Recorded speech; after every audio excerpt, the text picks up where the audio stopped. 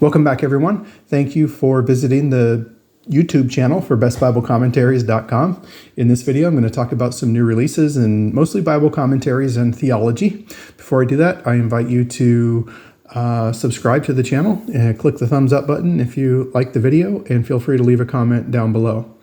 All right, first of all is the new volume in the Concordia commentary series that came out before Christmas. This is the Hagi and Malachi volume by Brian T. Gurman.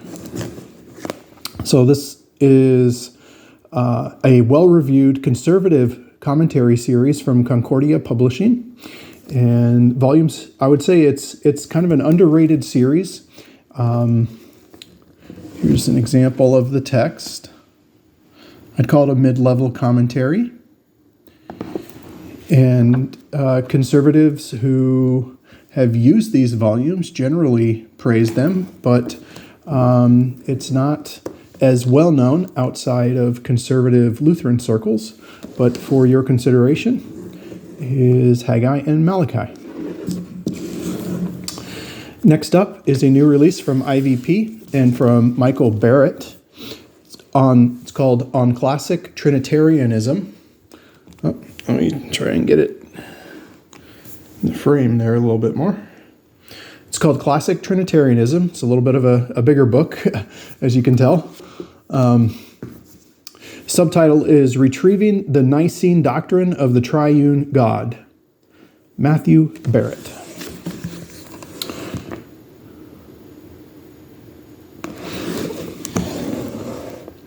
Matthew Barrett is professor of Christian theology at Midwestern Baptist Theological Seminary. He was, or maybe still is, the editor-in-chief of Credo magazine. That's kind of how I know him. The Reformation is Renewal is one of his newest releases. Oh, and he is currently writing a systematic theology. I did not know that.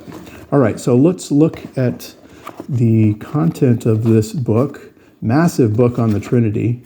I think this book is going to be a great blessing to the church. Part 1 is called Retrieving Nicene Trinitarianism. Part 2 is Trinitarian Hermeneutics and Nicene Dogmatics. And Part 3 is The Renewal of Nicene Fidelity Today.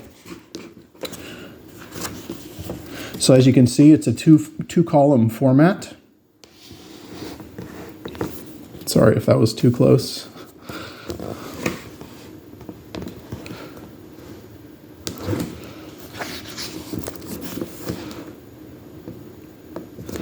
Looks like a pretty tremendous resource. Comes in at just under 800 pages.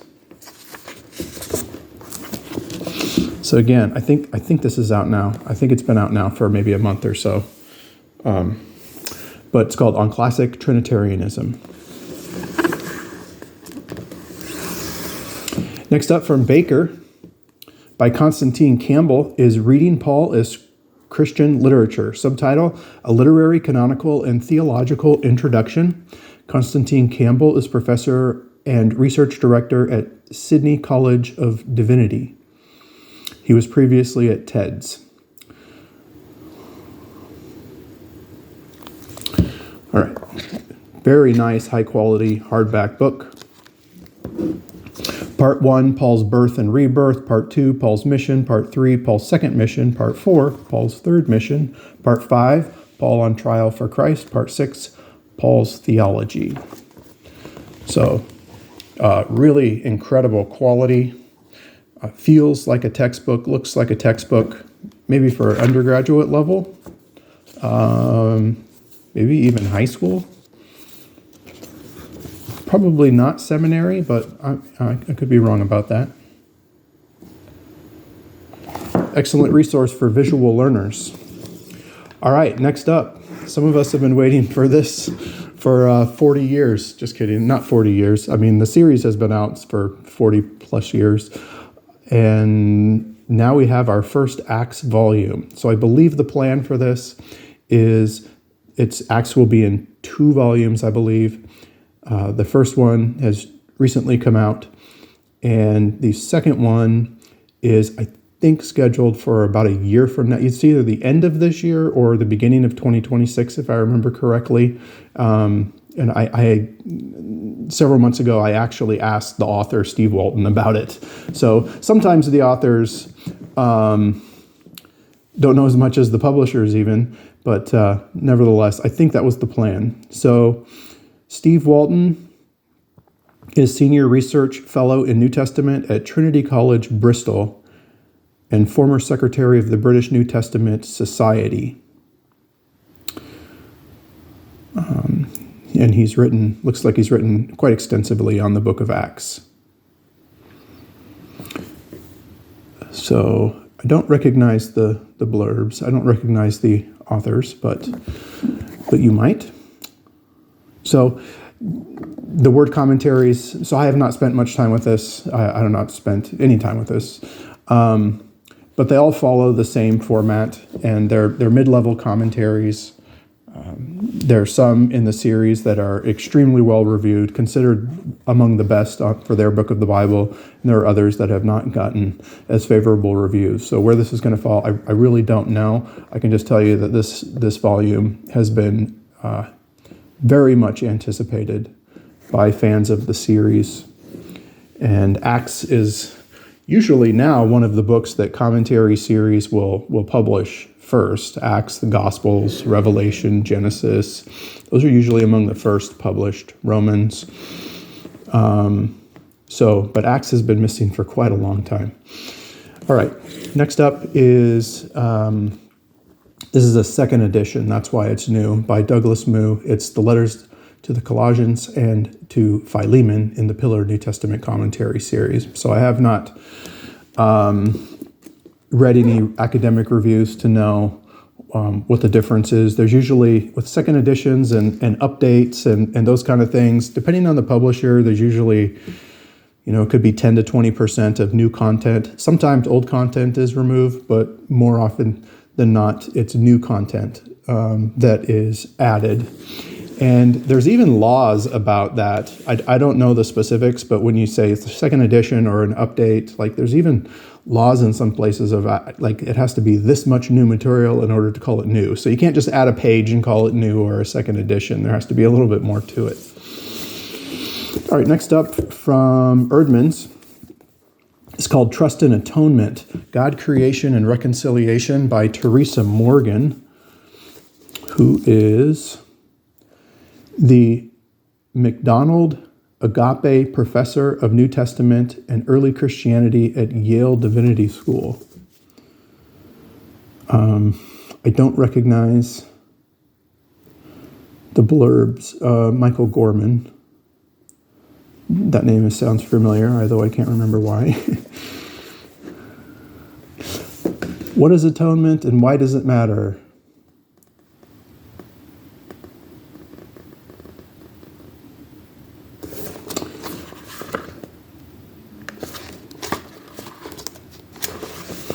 So we have wrongdoing and suffering, trust and mistrust. Chapter 2, trust after trauma, conflict and offending. Chapter 3, the trust and trustworthiness of Jesus Christ. 4, trust in creation. And chapter 5, as we forgive.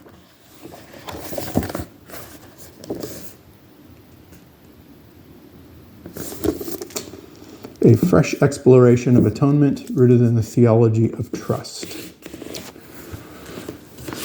Next up is Biblical Hebrew and Aramaic Dictionary by Robert R. Duke. And this is from Zondervan.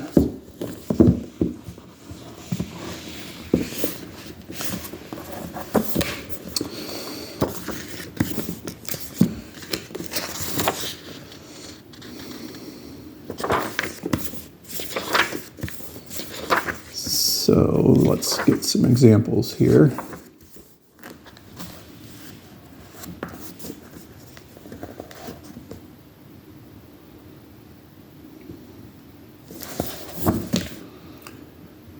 Biblical Hebrew and Aramaic Dictionary. Let's see if I'm reading this correctly.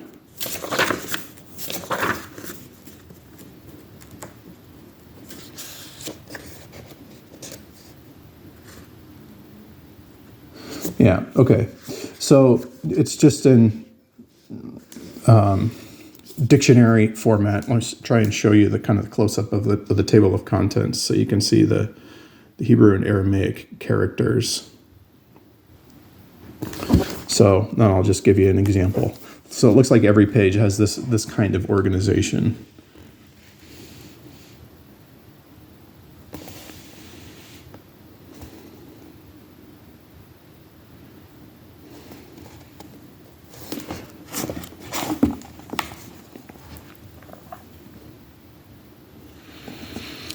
So my Hebrew is not good, so this is probably not going to be a go-to resource for me personally, but some of you out there are probably salivating over that.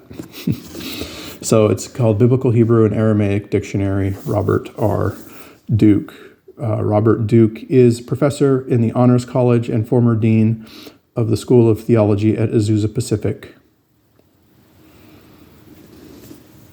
So this contains all Hebrew words occurring 10 or more times, all Aramaic words occurring 5 or more times, examples of word usage from the Hebrew Bible, examples from Paleo-Hebrew texts in the Dead Sea Scrolls, complete indices for cross-referencing, reverse book binding to accommodate right-to-left text. As you can see, I opened it the opposite direction. Opposite of usual. All right, let's go through some of these. The Pastor's Public Library, Leading in Worship, Praise, Prayer, and Preaching by Terry Johnson, forward by Ligon Duncan. And this is from Mentor or Christian Focus. Excerpts from Douglas Kelly.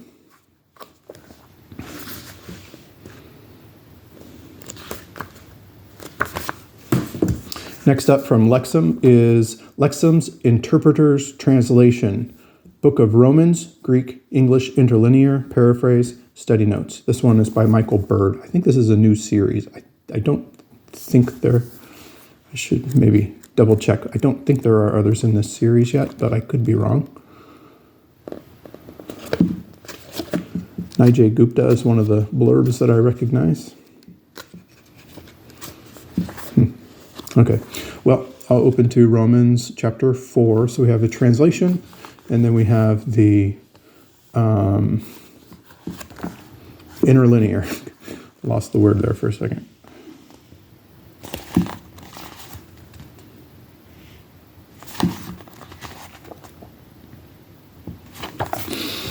Okay, this next one is called Against Worldview, Reimagining Christian Formation as Growth and Wisdom by Simon Kennedy. This is also from Lexum. Kennedy is Research Fellow at the University of Queensland in Australia.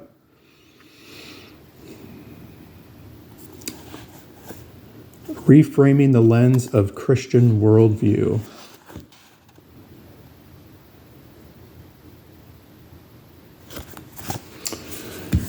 Next up, I did not know this one was coming. I don't think I knew this one was coming. Sam Storms, which I have one more on Revelation coming up here in a second. This is called Word and Spirit Commentary on the New Testament. Series editors Holly Beers and Craig Keener from Baker. And this is the book of Romans. So Sam Storms has a lot of fans out there. And I have not looked at this very much, but it looks to be like a mid-level commentary designed for pastors, would be my guess. And a lot of people follow Sam Storms, and so I'm sure many people are going to be blessed with a Romans commentary from him. This new release is called To Gaze Upon God, the Beatific Vision in Doctrine, Tradition, and Practice by Samuel Parkinson, who is Associate Professor of Theological Studies at Gulf Theological Seminary in the UAE. All right, Matthew Barrett, who I just showed, is one of the blurbs on this book. Today, the doctrine of the beatific vision has been woefully forgotten within the church and its theology.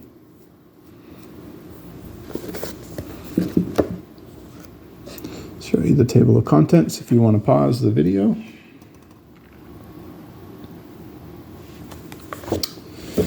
Next up is Transformed into the Same Image, Constructive Investigations into the Doctrine of Deification, Paul Copen and Michael M.C.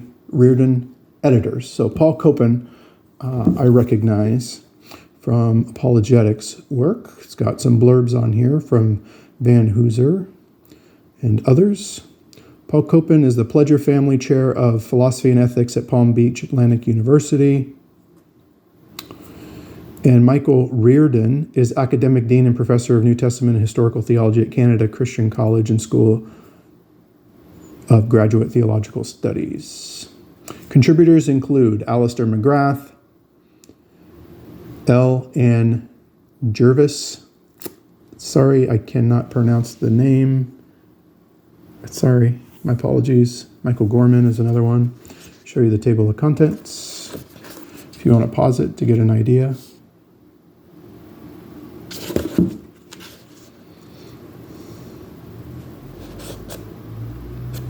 All right, last one. This one was pretty anticipated. This is Sam Storm's amillennial commentary on Revelation, and this one is from Mentor. So, if you know Sam Storm's eschatological journey, it's a pretty interesting story. You can find it on YouTube. He has some debates and discussions on it. One of the blurbs is from Thomas Schreiner, one of my favorite authors. And I would call it, I have looked at it a little bit. I have spent some time with it. I'd call it a mid-level commentary. I actually think lay people would do okay with it, but probably more designed for pastors. And so, let's see. Here's an example of the table of contents.